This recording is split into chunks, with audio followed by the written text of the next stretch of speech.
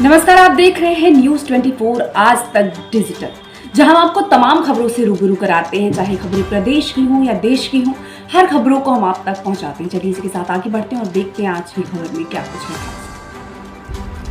भाजपा की सदस्यता ग्रहण करने के बाद पूर्व सांसद कद्दी बार एसोसिएशन में हुआ भव्य स्वागत। जनपद आजमगढ़ के लालगंज तहसील परिसर में पूर्व सांसद कांग्रेस डॉक्टर संतोष सिंह वर्तमान में भाजपा की सदस्यता ग्रहण कर चुके हैं। संतोष सिंह कद्दी बार एसोसिएशन लालगंज परिसर में भव्य स्वागत हुआ। कार्यक्रम की अध्यक्षता दी बार एसोसिएशन के अध्यक्ष प्रसिद्ध नारायण सिंह, संचालन पूर्व अध्यक्ष नागेंद्र सिंह एडवोकेट ने किया। समारोह कार्यक्रम को संबोधित करते हुए पूर्व सांसद डॉक्टर संतोष सिंह ने कहा है कि सामाजिक विचार ही राजनीतिक जीवन का एक लक्ष्य व रास्ता हो सकता है। मैं संस्कार व संस्कृति नहीं छोड़ सकता। मुझे देश का प्रतिनिधित्व करने का मौका मिला है। मैं विदेश भी गया। स्वास्थ्य, शिक्षा एवं आवागमन तीनों चीजें विकास के लिए आवश्यक है। वहीं दी बार एसोसिएशन के अध्यक्ष प्रसिद्ध नारायण सिंह ने कहा है कि संतोष सिंह कांग्रेस के बड़े नेता रहे हैं। उन्होंने अपने कार्यकाल में आजमगढ़ में विकास की अनेक योजनाएं लागू करवाई हैं।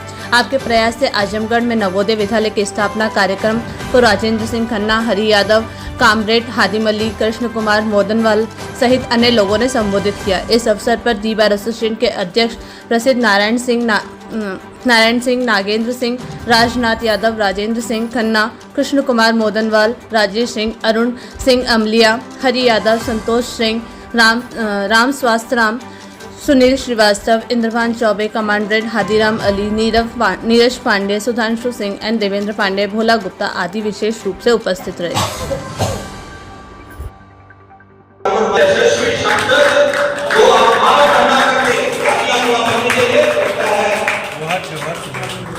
अभी बहुत से पार्टी के नेता हमारे बड़े भाई हैं और आप जब ये सिविल समझौता अधिकारी के हैं तमाम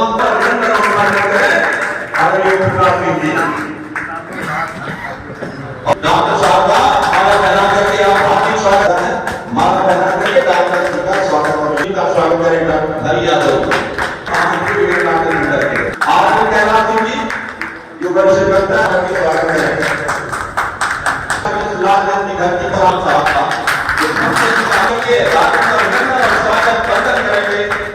आप अपनी तरफ से माला पहना करके मुख्यमंत्री डॉक्टर संतोष सिंह का माला पहनाकर स्वागत अभिनंदन करें। आप तमाम अपने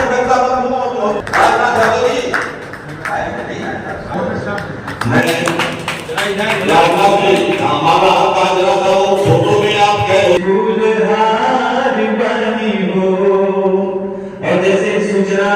इस तहसील परिवार को मिला था आदरणीय श्री संतोष सिंह के आने का। गुरु जी और आदरणीय श्री पीएन सिंह जी, हम सभी लोग बेसब्री से इंतजार कर रहे थे। और कहना है कि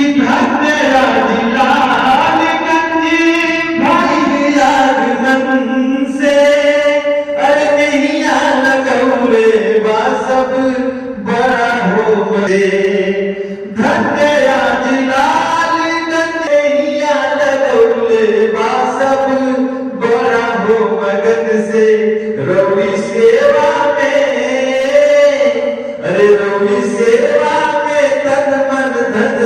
तैयार बानी लेके फूल हार बानी हो रौड़ी स्वागत में तैयार हुआ है। और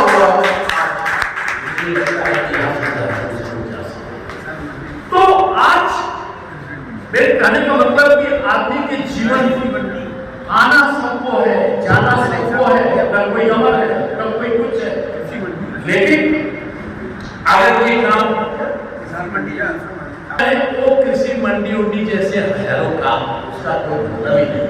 मैं मुख्य उन धारा में आ चुके जो विकास के धारा की कड़ियां वहां पहुंच चुके और मुझे लगता है कि कहीं न कहीं इसमें कोई दो राय नहीं है कि यह डेमोक्रेसी है, जनतंत्र है। और जब जनप्रतिनिधि सजग और जुझारू होता है तो सब कुछ आ जाता है, और जुझारू और सजग नहीं है वह रंगमंच में विलीन हो जाता है। अब जाने के बाद तो ये सब कुछ नहीं हो पाता है। मुझे कहने में कोई संकोच नहीं है, कुछ दुर्भाग्य तो नहीं हम कहेंगे। जो भी ऐसे देश की संसदों में जा देश के विधानसभा में जाए तो मैं उनको आदरणीय ही कहूँगा, उनको अच्छा ही कहूँगा। लेकिन अलग अलग सोच होती है, अलग अलग विचार होता है, यह हर चीज हर जगह नहीं कर पाता, यह अपनी सोच होती है। और इसमें कुछ दुर्भाग्य ऐसा भी हो जाता है कि देश नहीं जाता है तो आज हम लोग नहीं जाता है। ये सारी चीजें क्यों हो सकी? इसलिए कि हमारी केंद्र में भी सरकार थी, हमारे उत्तर प्रदेश में भी सरकार थी। अगर हमारी सरकार नहीं रहती तो हम तनख्वाह दे सकते थे और ठीका पट्टी के लिए घूमते रहते, ठेकेदार को ठीका देते रहते, कभी सरकार। उस समय तो बजट पूरे, अब तो ये भी एक अच्छा धंधा हो गया। बहुत लोग इसी के लिए लड़ रहे हैं, तो उसमें हम क्या करें? बहुत लोग इसी के लिए लड़ रहे हैं। और अब जो आज खत्म कर दिया जाए, मेरा दावा है कि होने वाले चुनाव लड़ने के लिए ढूंढना पड़ जाएगा। राजनीति का यहाँ तक पद पड़ा जा चुका है, यहाँ तक सोच जा चुकी है, ढूंढना पड़ जाएगा लड़ने के लिए। और इसको मेरे जैसा आदमी हो तो बुरा नहीं है, क्योंकि राजनीतिक मंच नहीं है, ये विचारों का खुला मैदान है, हर विचार के लोग बैठे हैं, ये बुद्धिजीवियों का मंच है। मुझे कहने में कोई संकोच नहीं है, मेरा दर्शन विधि खत्म कर देना चाहिए और वहां यूज होना चाहिए पहले, जैसे जिला योजना के माध्यम से आज मुझे कहने में संकोच नहीं है। राजनीतिक जीवन एक आईने की तरह और उस जीवन को यह एक ऐसी चीज होती है जिससे बड़े आराम से आईना को धुंधला किया जा सकता है। चाहते हैं चाहे खुद वह गलत हो, लेकिन अपने नेता को अच्छा और ईमानदार देखना चाहते हैं। आज उल्टा हो जा रहा है, नेता ही गलत समझा जा रहा है, अपने चाहे आप ईमानदार रहे, उसी की सिस्टम चल रहा है। लेकिन हम उसमें अकेला चला भाग को नहीं छोड़ सकता, आज्ञा हो सकती है। इसलिए और मैं अपना विचार कर रहा हूँ कि मेरे जैसे आदमी को बस करना चाहिए।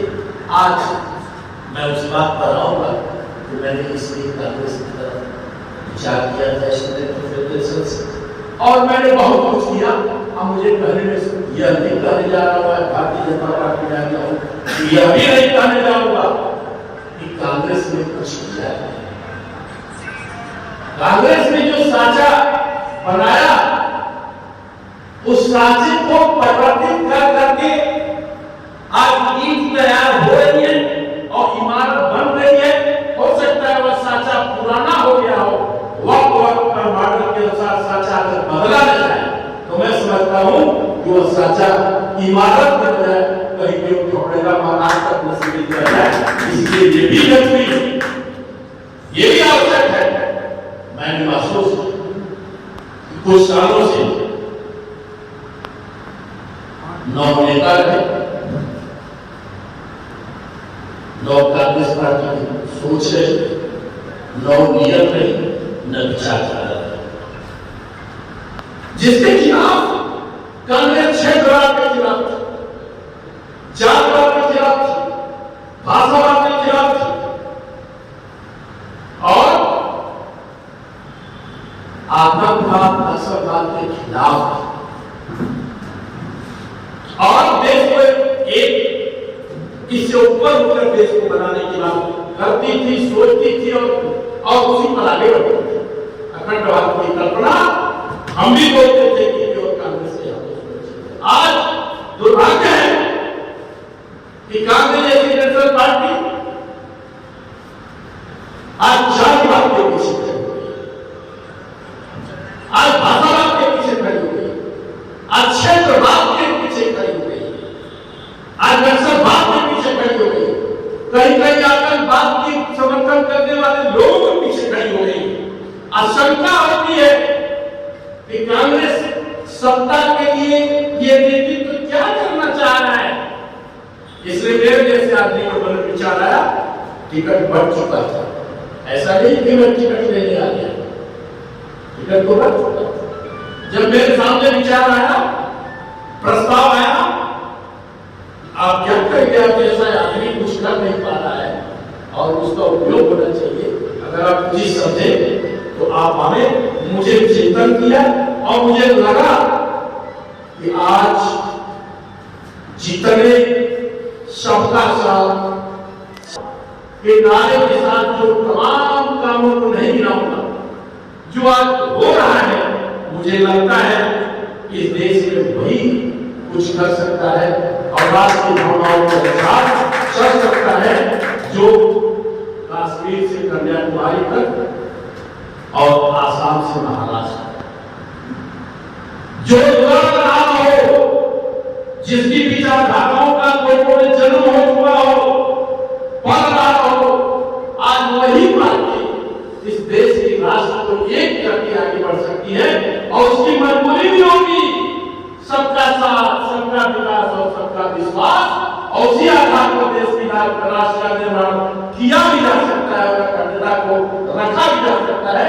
इसलिए मैंने भारतीय जनता पार्टी के आवेदन को स्वीकार किया और मैं कह रहा हूं, मुझे कहने में गर्व है कि आज होना वही चाहिए, काम कुछ वही कर पाएगा जिसकी सरकार